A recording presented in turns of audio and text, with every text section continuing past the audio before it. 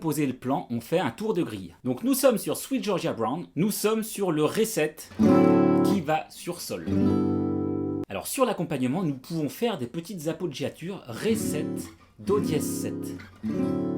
Et sur Sol, on peut faire Sol, Ré augmenté, Sol.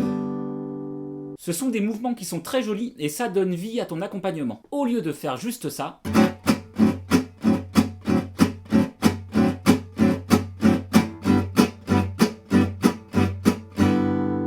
tu peux faire ça.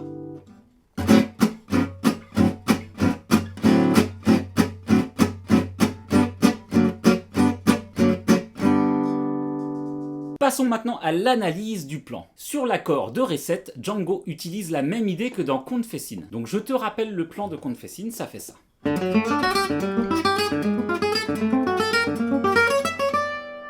Et cette fois, il utilise exactement la même idée sur Sweet Georgia Brown. Il commence par un arpège de Ré, et s'ensuit un enchaînement chromatique d'arpèges diminués.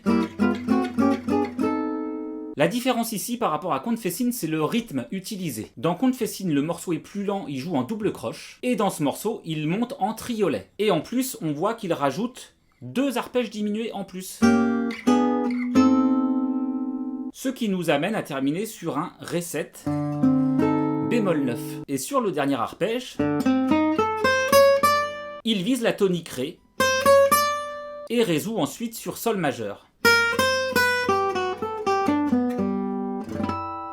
Donc tu peux travailler ce plan-là en le décomposant et en rajoutant une note à chaque fois. Sur ce plan, on a une note pédale. Tout le temps qui revient, c'est le Ré.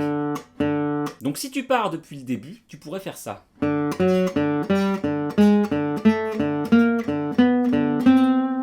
Ton majeur va tout le temps jouer ici. Ensuite, tu rajoutes une note, ça donnerait ça. D'ailleurs, sur le premier arpège, en fait, j'utilise le 3e doigt personnellement. Donc tu pourrais faire ça.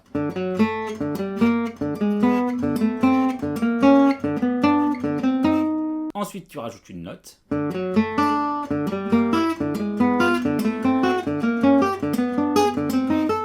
Encore une note.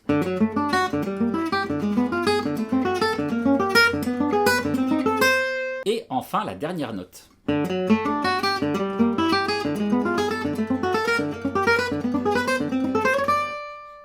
Et tu résous.